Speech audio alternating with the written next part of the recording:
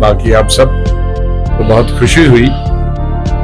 मेरे आने का प्रोग्राम हम दोनों का 10-12 दिन से चल रहा था, लेकिन इतनी बारिशें थी कश्मीर में, जब बारिश होती थी और पुंछ में बारिश होती थी तो पीर पंचाल पे और मुगल रोड पे बर्फगिरी होती थी, क्योंकि इतनी ऊंचाई पर जितने भी हमारे पहाड़ हैं जो बीच में आ जाते हैं हमारे कई कनेक्शन में, चाहे वो साधना का पहाड़ हो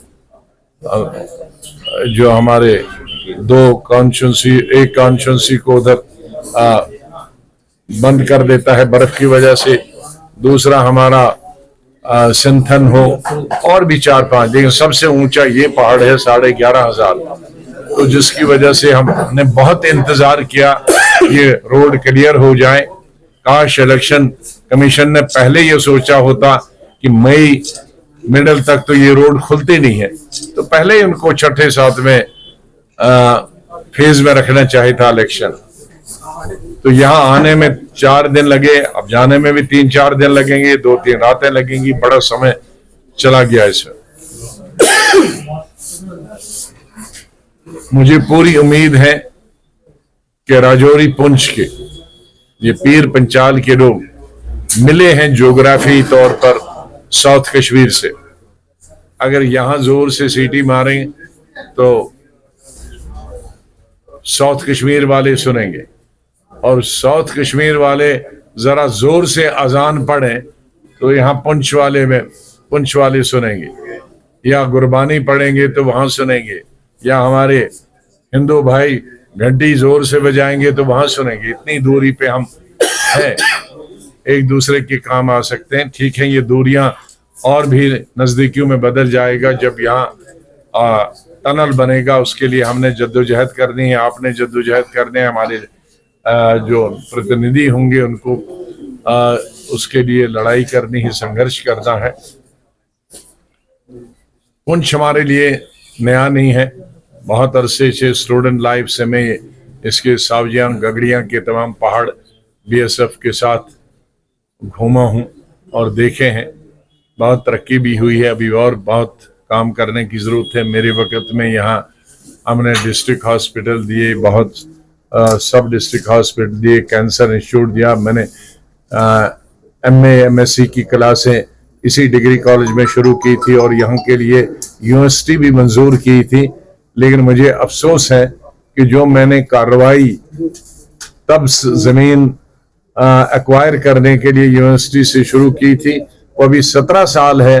तो 17 साल के बाद इतनी हुकूमतें बदल गई, इतने चीफ मिनिस्टर बदल गए, गवर्नर बदल गए, चीफ मिनिस्टर भी 3 बदल गए, उमर साहब, मुफ्ती साहब, महबूबा जी, और गवर्नर 5-6 बदल गए, लेकिन किसी ने वो यूनिवर्सिटी की जमीन जो मैंने आइडेंटिफाई की थी, वो पिछला बुरुज से लेकर और यहाँ नीचे वाला सारा वो इलाका क्या है, चंडक वाला, चंडक के से इधर तक सारा वो यूनिवर्सिटी के लिए, और पैसा भी एयरमार्क तभी किया था, आज तक वो बिल्डिंग नहीं बनी। शुक्र करो कि मुझे मालूम था कि मेरे बाद इसका यही हाल होगा, तो मैंने एमए और एमएससी की जो क्लासेस थी खुद आया था और खुद उसका उद्घाटन किया था, और डिग्री कॉलेज में ही उसकी वो एमए की क्लासेस शुरू हो गई, वो सुविधा तो हो गई। चकंदा बाग, जब बहुत जगह से कश्मीर से पीओ के साथ बिजनेस करने के लिए जगहें खुली, तो मैं खुद यहाँ पुंछ आया था और हमने सिक्योरिटी फोर्सेस के साथ, आर्मी के साथ आया था और चकंदा बाग पहुंच गए और वहां हमने मुआयना किया। और एक रिकॉर्ड पीरियड में मैंने बहुत सारी चीजें ट्रिपल शिफ्ट में की है, डबल शिफ्ट, ट्रिपल शिफ्ट, उसमें आपके भी यहाँ ट्रिपल शिफ्ट में चकंदा बाग का जो जगह बनी है पीओके के लिए, बिजनेस के लिए, इधर का बिजनेस वहां का यहाँ, बहुत फायदा होता उसका वहां, और पर्यटन में भी फायदा होता, क्योंकि उनके हमने इसलिए मैंने डबल रोड की थी हमारी ज़ियारत के लिए रजौरी और शारदा शरीफ के लिए, ताकि वहाँ पीओके से लोग आएं और वहाँ यहाँ पहले रुकें, यहाँ नगाली साहब भी जाएं हमारे सिख भाई भी वहाँ बहुत रहते हैं, वो नंगाली साहब जाएं, मुसलमान भाई शहर में भी अपने पुराने भूले बिसरे हिंदू भाई मुसलमान भाई मिले, और मुसलमान भाई शराज शरीफ नहीं, यहाँ शारदा शरीफ जाएं वहाँ ज़ियारत के लिए, तो एक पर्यटन को भी और व्यापार को भी बहुत फरोग मिलेगा। लेकिन दुर्भाग्य से वो सब बंद हो गया। ये तमाम चीज़ें हम लोगों ने अपने कार्यकाल में की हैं। बच्चों के लिए रहबर तालीम, रहबर ज़राअत, रहबर खेल, इनको हमने नौकरी दी थी, बहुत सारी नौकरियां और रखी थी।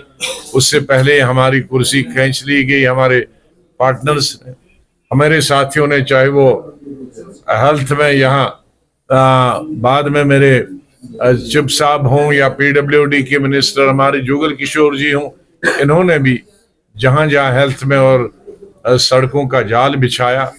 तो हम जो आज वोट मांगते हैं पार्लियामेंट में, हम एक एडवोकेट के लिए, एडवोकेट को मैं अपना 40 साल का पार्लियामेंट का तजुर्बा बताऊंगा, और जो भी मांगे यहाँ होंगी, यहाँ से भी आज सौभाग्य से खुशकिस्मती में सभी लीडरों को जानता हूं, जो भी सत्ता में आए, मंत्रियों को जानता हूं हर पार्टी के, उनको उनके पास भेजेंगे तो आपकी आवाज बन के ये वहां जाएंगे, गूंजेंगे, जिस तरह हम गूंजते थे। हम गूंगे बहरे एमपी नहीं भेजना चाहते हैं। जैसे हमने पिछली दफा जब हमारी स्टेट ली गई, स्टेट को डाउनग्रेड किया गया, 370 को खत्म किया गया, 35A को खत्म किया गया, तो लोकसभा में कुछ हमारे एमपीज थे, उन्होंने उफ तक नहीं किया, खड़े तक नहीं हुआ, प्रोटेस्ट तक नहीं किया, वॉकआउट तक नहीं किया। उसमें तो एनर्जी नहीं लगती थी। लेकिन हमने 4 घंटे तो जमीन पे धरना दिया, और हिंदुस्तान के रिकॉर्ड में किसी भी लीडर अपोजिशन में लोकसभा या राज्यसभा ने 4 घंटे वो जमीन पे किसी बिल के खिलाफ बैठा हो, और उसके बाद 1.5 घंटा तकरीर भी की। लेकिन बाकी जो चुने गए थे लोकसभा में, जो वाकई लोगों की आवाज होते हैं, वो तो चुप बैठे। अब आज कहेंगे इलेक्शन में 370 भी दे दो, स्टेट भी दे दो। अरे लेकिन जिसके लिए चुने गए थे, जहां घर आग लग रही थी, वहां तो मिट्टी तुमने डाली नहीं, वहां तो तुम तमाशा देखते रहे, इसको जलने दो। और आज जलने के बाद कहते आप फायर ब्रिगेड लाओ। अरे उस वक्त तो तुम मिट्टी भी डालते, पानी की बाल्टी डालते, तो आग बुझ जाती।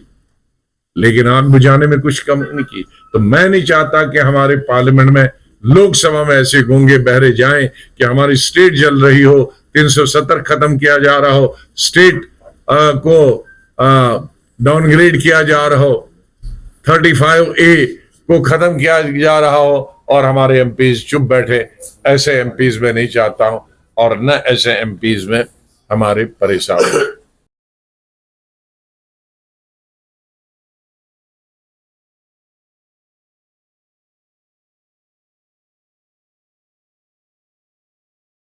हमारे रीशेड्यूल हुए हैं वोटिंग, उसका वेलकम करते हैं। हाँ, मैंने लिखा भी है। वेलकम क्या, हम तो उसमें लिखने वाले हमारी सर, इसके रिलेटेड मेरा एक क्वेश्चन है आपसे, क्योंकि सर ट्राइब जो वोट डालने वाला ट्राइबल है। सुनो श्रीनगर यहाँ से सर पुंछ राजौरी से कश्मीर के अपर रीजन में लोग चले जाते हैं। जहाँ अपर रीजन में है वो जुलाई तक में नहीं बर्फ रहेगी। सर अभी जो बर्फ कल परसों 30 अक्टूबर तक पड़ी, 30 अप्रैल तक पड़ी है। मैं कह रहा हूं ना कि मैंने टीम भेजी, मैं भी इधर से आ रहा था, सिक्योरिटी वाले उन्होंने बर्फ गिरते की लाए, जैसे जनवरी में बर्फ गिरती है। ये बर्फ जो आज पहाड़ से मैंने फोटो लाया, मैं अभी कैमरा उसमें मेरी है, मैं दिखाऊंगा आपको। मैंने पीर की गली लगाया है। पीर की गली में मुझे लगता है जून में भी बर्फ नहीं पिघलेगी, अभी तक सड़क नहीं खुलेगी। तो जहां जो हमारी ढोके हैं वो भी 1 जून और या 15 जून से पहले कोई खिलने वाले नहीं है। इसलिए जैसे बर्फ डिले हुई, ऐसे जाना भी ढोकों में लोगों का देर हो गई। मतलब इंडिया अलायंस जो है उन्होंने पहले महबूब मुफ्ती को साइड किया, इसके लद्दाख में जो है एनसी और कांग्रेस ने एक कैंडिडेट किया था अनाउंस, लेकिन कल कांग्रेस ने जो है नया कैंडिडेट खड़ा किया, तो क्या कहना है? अब ये कांग्रेस वालों से पूछे, बीजेपी ने खड़ा यहाँ किया कि नहीं जाना, ये बीजेपी बताएगी।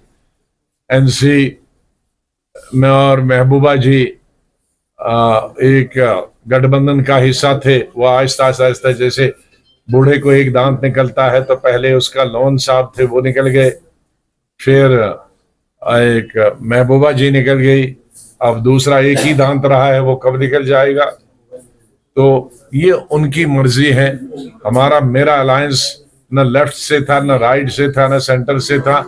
हमारी पार्टी आजाद है, हम सोच हमारी आजाद है, हम इंडिपेंडेंट सोच से और न किसी पॉलिटिकल के साथ अंदर से न बाहर से हमारा अलायंस नहीं है।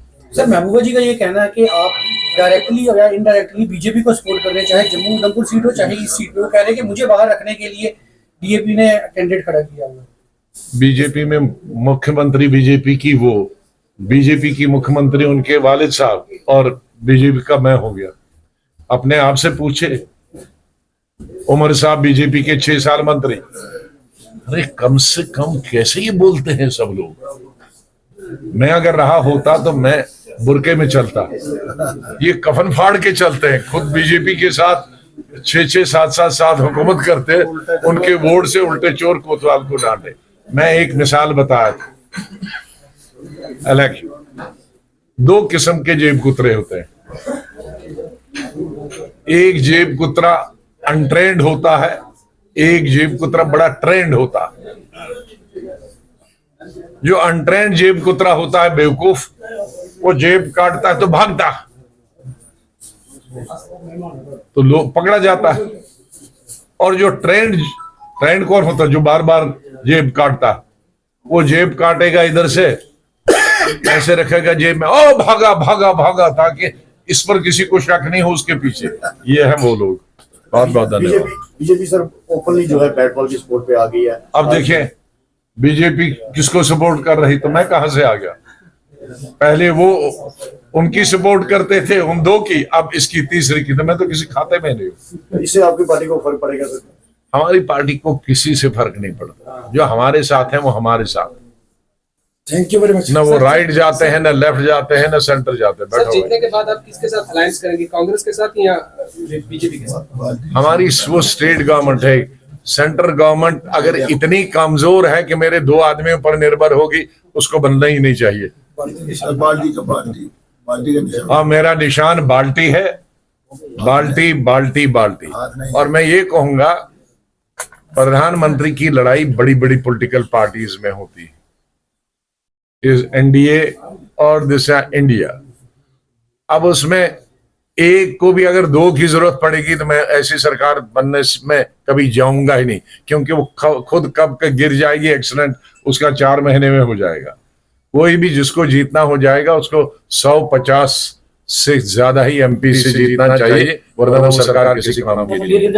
कास्टिज्म और धर्म पे न धर्म पे वोट दे और न जातिवाद पे दे। पार्लियामेंट में न मंदिर बनाना है, न मस्जिद बनाना है, न गुरुद्वारा बनाना है। पार्लियामेंट में अपने स्टेट के लोगों की रिप्रेजेंटेशन करनी है। वो हिंदू हो, मुसलमान हो, सिख हो, पहाड़ी हो, गुज्जर हो, बकरवाल हो, कश्मीरी हो, स्टेट की नुमाइंदगी करनी होती है। ये जिला परिषद नहीं है, बीडीसी नहीं है, डीडीसी नहीं। मैं 40 साल रहा, मैंने तकरीरें सुनी हूं। क्या मैंने किसी एक समुदाय की बात की? मैंने पूरी स्टेट की और पूरी कंट्री की बात की। और पूरी स्टेट में सब लोग आते हैं, पूरी कंट्री में सब लोग आते हैं।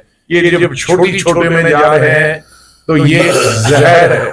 ये लोग बोलते हैं कि एक फिरके को दे दो, 2 फिरके में दे दो। इस हद को कहां तक ले जाएंगे? अब पार्लियामेंट के इलेक्शन भी फिरकों पर हो जाए, पहाड़ी के पर हो जाए, नॉन पहाड़ी पर हो जाए, कश्मीरी पर हो जाए, गुज्जर पर हो जाए, हिंदू पर हो जाए, सिख पर हो जाए, तो फिर ऊपर वाला अल्लाह ही रखा है इस देश का। इसलिए डेवलपमेंट सबके से, डेवलपमेंट मेरा सबसे बड़ा मुद्दा है। अनएम्प्लॉयमेंट, जो लाखों बच्चे बच्चियां हिंदू, मुसलमान, सिख, कश्मीरी, पहाड़ी, गुज्जर, बकरवाल सब बड़ी बड़ी डिग्रियां लेकर है, लेकिन कोई नौकरी नहीं। उनके लिए हल निकालना।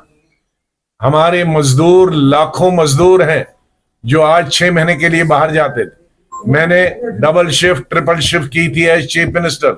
बाहर के मजदूर मेरी स्टेट में आते थे डबल शिफ्ट में, ट्रिपल शिफ्ट में, क्योंकि मेरे पास एक ही शिफ्ट के लिए अपने स्टेट के मजदूर, तो मेरा दौर आएगा फिर ट्रिपल शिफ्ट। यहाँ के लोगों को तो 100% रोजी मिलेगी, बाहर के लोग भी जिनको रोजी नहीं मिलती वही है। ये मेरा एजेंडा। बहुत बहुत शुक्रिया। और बहुत शुक्रिया आप यहाँ पर आए। मैं जब जम्मू कश्मीर को देखता हूँ, जम्मू कश्मीर जैसे हमारा हिंदुस्तान में हर मजहब के लोग प्यार मोहब्बत से रहते हैं। हमारे जम्मू कश्मीर में भी हिंदू मुस्लिम सिख इत्तेहाद की अगर बात करेंगे, एक लीडर ऐसा है जो एक मंबा है इसका, वो जनाब गुलाम नबी आज़ाद साहब है।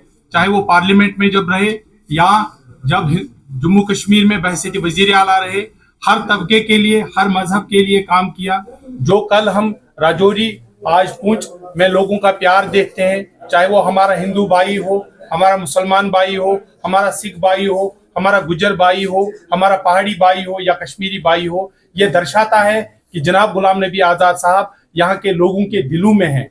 मैं आपके जरिए आपके तमाम हमारे जितने भी लोग हैं उनसे ये दरखास्त करना चाहता हूँ कि आज हम मजहब के नाम पे, जात के नाम पे, पात के नाम पे वोट ना दें। हम जितनी भी हमारी पॉलिटिकल पार्टीज हैं, हम उनकी अचीवमेंट्स जो उन्होंने अचीव किया है जब वो पावर में थे उस पे वोट दें। हम इमोशंस पे, जज्बात पे वोट ना दें।